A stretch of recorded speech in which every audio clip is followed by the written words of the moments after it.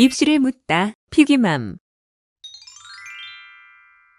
입시뉴스 드디어 수능이 끝났습니다. 자, 지금부터 우리 수험생들이 해야 할 일은 어떤 것들이 있을까요? 이혜영 소장님 모시고 이야기 나눠보겠습니다. 안녕하세요. 네, 안녕하세요. 네, 수능에 대한 자세한 분석은 저희가 추후에 또 따로 업로드를 해드릴 예정인데요. 지금부터 수험생이 해야 할 일들에 대해서 먼저 짚어보도록 하겠습니다. 자, 주요대 인문계의 합격선이 상승했다는 점을 염두에 두고 진행을 하셔야겠습니다. 통합수능에서 최대 이슈는 바로 수학 선택 과목에 따른 문이과의 유불리겠죠. 통합수능 1년차에는 이과생들이 수학 강세에 힘입어서 대학 수준을 높여서 대거 교차 지원을 했습니다. 그래서 문과생 백분위가 전반적으로 하락하고 인문계 학과의 합격선 역시 크게 떨어지는 모습을 보였습니다. 통합수능 2년차 주요대 인문계 합격선은 하락을 멈추고 상승 추세였습니다. 주요 21개 대학의 정시 인문계학과 합격선 2022학년도 평균 86.4점에서 2023학년도에는 88.1점으로 1.7점이 상승을 한 겁니다. 전반적으로 이 결과는 이과생들의 인문계 학과로 교차 지원이 더 넓게, 더 활발하게 이루어졌기 때문인 것으로 분석이 되는데요. 좀 아이러니한 상황입니다. 백분위가 높게 형성되는 이과생의 인문계 학과 합격이 더 늘면서 인문계 학과 합격선이 다시 오르게 된 상황이기 때문입니다. 그러니까 문과생의 백분위 하락은 인문계 학과 합격선을 떨어뜨리는 방향으로 작용을 한 반면에 이과생의 교차 지원은 반대로 인문계 합격선을 끌어올리는 효과를 가져올 수가 있습니다. 그렇기 때문에 통합수능 3년차 이과생 교차 지원이 지금보다 더 활발해질 수 있다는 점도 감안을 해야겠습니다. 안정지원 성향이 강한 문과생이라면 목표 대학의 하향 조정도 고려해 볼 수 있어야겠고요.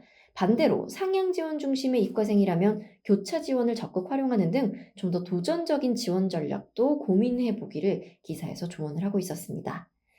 자, 수능 이틀 뒤부터 대학별 논술, 면접이 시작됩니다. 성균관대, 서강대, 서울경희대, 숙명여대, 건국대, 동국대, 숭실대 등 주요 대학교 상당수가 수능 직후 주말인 18일에서 19일에 논술고사를 실시합니다. 이에 수시 납치를 피하려면 정시 지원 전략을 점검하고 대학별 고사에 응시할지 안 할지 여부를 빠르게 판단하는 것이 중요하겠습니다. 이게 보통 수능 끝나고 나면은 가장 많은 이제 질문이 그거죠. 저 중대 논술 냈는데 보러 가야 돼요. 어떻게 해야 돼요? 저 어떻게 해야 돼요? 뭐 그런 거죠. 근데 그게 요즘은 이제 합격 예측 이제 서비스들이 있잖아요. 그러니까 뭐 메가스터디부터 뭔가 온갖 온라인 업체들이 EBS도 합니다. 그래가지고 자기 성적 입력하고 하면은 예상되는 성적이 100, 이제 몇 등급일 건지 100분위로 어떨지 뭐 이런 걸 서비스를 시작해요. 하루면 되거든요. 그래서 그날 밤에 전화하지 마시고, 왜냐면 뭐 그건 점쟁이한테 물어봐야지. 왜냐면 올해 난이도가 어떨지, 그 다음에 과목별로 밀집도 이 되게 중요하거든요. 과목별 밀집도가 어쨌든 이런 게 좀 분석이 돼야지 되는데 이게 문제만 갖고는 안 돼요. 왜냐하면 문제는 어렵다고 생각하는데 애들이 망할 수도 있기 때문에. 그래서 이제 일단 일정 정도 숫자의 표본이 모여서 그걸로 예상이 되는 걸 찾아본 다음에 이 정도면 중대 논술을 가냐 마냐는 간단한 원리거든요. 내가 정시로 수시에 지원한 중앙대 XX과를 정시로 충분히 갈 만해. 그러면 안 가면 되고 중앙대 정시로 XX과의 지원이 어려울 것 같아. 그럼 가야죠. 왜냐면 어쨌든 둘 중에 높은 쪽을 선택을 해야 되니까 이제 그 판단을 하면 되거든요. 근데 이제 우리가 합격 예측을 하는 그러니까 그 가채점으로 예상 등급 100분 이런 걸 보여주는 게 그 메가나 이런 데서 하는 거잖아요. 그러면 틀려요 이게 또. 그러니까 한 군데 것만 보면 안 되고 엑셀로 여러 군데 거를 쫙 해가지고 저는 평균을 내는 걸 권하고 싶습니다. 왜냐하면 모든 애들이 다 하진 않아. 표집을 높여. 그러면 이제 엑셀로 평균을 쭉 내가지고 뭐 메가, 대성, 종로 등등등 평균, EBS까지 해서 평균. 그걸로 내가 백분위가 어느 정도 될지, 등급으로 어느 정도 될지 판단을 하고, 그 다음에 두 번째 참고할 건 이제 어디가 네. 좀 어디가에 70% 컷이 나옵니다. 그게 이제 기사에서는 뭐 86.1 뭐 이렇게 점으로 했는데 그게 1%예요. 100분이야. 그래서 그 100분이랑 비교를 해봐서 아 그거보다 좀 안정적으로 되겠다 싶으면 안 가도 되는 거죠. 그래서 판단하는 건 어쨌든 우리가 숫자에 근거할 수밖에 없다. 왠지 가야 될 것 같아. 이런 건 안 되잖아요. 그럼 결국은 전문가들도 그걸 뭐 신의 계시를 받지는 않거든요. 본인이 생각하는 로직으로 올해 예를 들면 수학을 한 개 틀린 애가 몇 명쯤 될 거냐 이거잖아요. 네.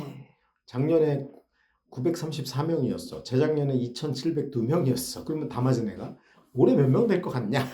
하나 틀린 애가 몇 명 될 것 같냐? 이렇게 해가지고 그러면 수학이 하나 틀린 애가 국어를 다 맞았을 경우는 어떤 이런 거를 사실은 엑셀로 조합해서 짜는 거거든. 이걸 표집된 데이터를 근거해서 수정을 조금 하는 거예요. 그러니까 결국은 어차피 교육과정 평가원이 이틀 내로 채점해가지고 이 정도면 이래요라고 성적을 알려주는 게 아니기 때문에 그걸 추론을 할 수밖에 없습니다. 그래서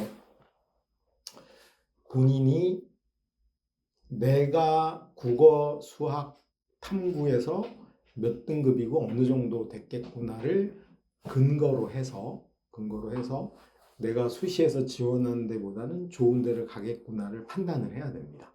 어차피 이거 뭐 돈 내고 컨설팅을 하든 뭘 하든 비슷한 판단이기 때문에 저는 그거를 좀 기다려서 하루 정도 여유를 갖고 평균을 내보면 충분히 할 수 있다.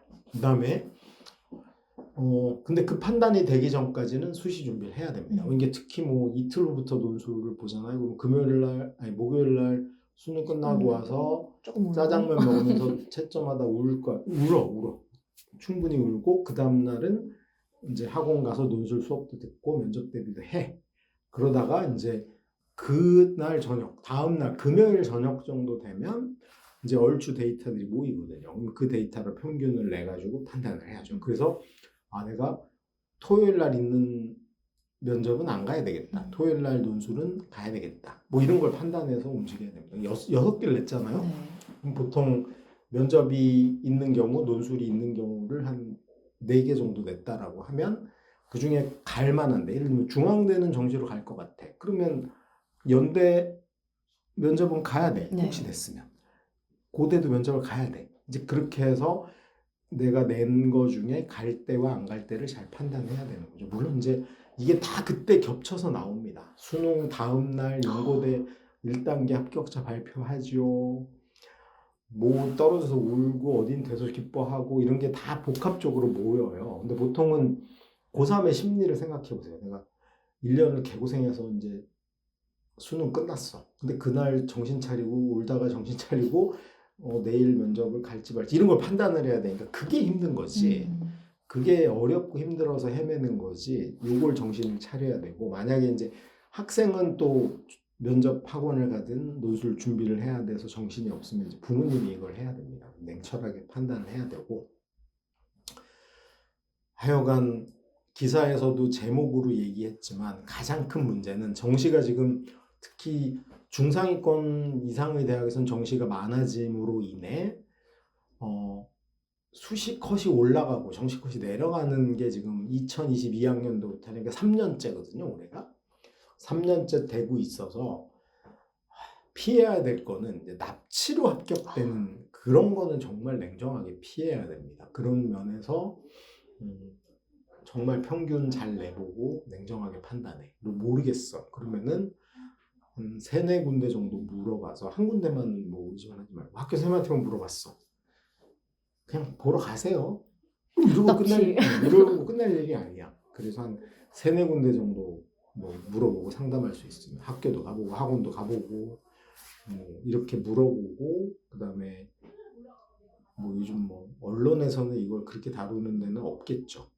요즘 언론들이 하는 짓은 없을 것 같고, 하여튼 우리가 활용할 수 있는 건 어쨌든 학교하고 사교육밖에 없을 것 같은데 세네 군데라도 물어봐가지고 진중하게 판단을 하셔야 된다. 뭐 저는 그런 측면에서는 뭐 유료 컨설팅도 상관없다. 왜냐하면 이게 돈을 받는 순간 책임감을 갖고 있기 때문에 고민하게 돼 있습니다. 그런 측면에서 부모님이 이제 뭐 특히 엄마들이 많이 하시겠지만 그걸 좀 해줄 필요는 있지 않을까.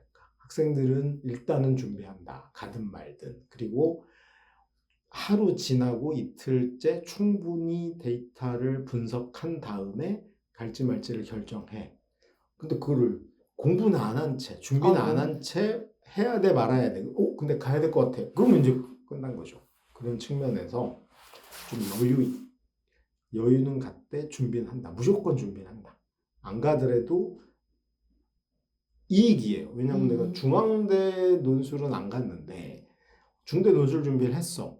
그럼 다른 학교 논술에 도움이 될 수도 있는 거야. 그런 측면에서 충분히 면접이든 논술이든 일단 준비는 수능 날부터 시작한다. 그런 각오는 갖고 있어야 된다. 라고 보입니다. 기사에서는 또 문과생들이 이제 이과생들이 수학 잘 보는 이과생들이 교차 지원해서 약간 자, 그 그런 게 문제는 있었는데요. 지금 고민할 게 아니에요. 이것도 너무나 성급한 건데 가채점인데 그리고 이제 가채점은 너무 불확실성이 큽니다. 예를 들어서 뭐 확통했냐 뭐 선택 과목에 따라 달라. 그래서 그거는 지금 고민할 게 아니고 성적표에 나온 다음에 고민하면 돼요. 정시의 원서를 어디 내냐의 문제는 그때 고민하면 돼. 물론 이제 이런 게 있죠. 문과 학생들 입장에서는 정시에서 내가 이게 문과인데 정시로 지원이 가능하냐를 판단할 때 뭐 그런 걸 고려하라. 그거는 이해가 돼. 그러니까 수시를 면접이나 논술을 해야 되냐 말아야 하냐를 판단할 때는 돼요. 근데 그거는 그냥 너무나 과도하게 하지 말고 작년의 데이터를 그냥 쓰시면 됩니다. 올해 내가 예를 들면 확통을 봤어. 그렇다 쳐도 몇 등급이고 표준 점수가 대략 몇 점일지 예측되는 걸 어쨌든 사교육 업체들이 주어요. EBS랑 포함해서. 그럼 그 평균을 내. 그리고 내가 중앙대 문과를 내놨으면 어디가를 찾아봐서 작년에 국어는 어때? 국어는 몇 퍼센트였고 몇 퍼센트였고 평균은 몇 퍼센트인데 고려를 해가지고 안 가도 되겠네. 그럼 안 가는 거예요. 똑같아. 원리는 똑같아. 근데 그거를 뭐 올해 더 어쩔 것이다를 올해 예측을 해서 하는 건 내가 보기에 너무 오바다. 그리고 우리 문과 학생들은 어쨌거나 수학의 변수가 가장 크잖아요. 올해 특히 이제 보면은 사탐하고 미적분 하는 친구들이 꽤 늘었거든요. 10,000명이 넘잖아요. 근데 그런 친구들은 상위권을 노리는 친구들이니까 어쨌거나 작년 데이터를 근거해서 판단하면 된다. 미리 올해 올라갈지도 몰라. 그거를 고려해서 판단할 필요는 없다고 봅니다. 네, 수능 정말 고생 많이 하셨습니다. 이혜영 소장님과 함께했습니다. 고맙습니다. 네, 수고하셨습니다.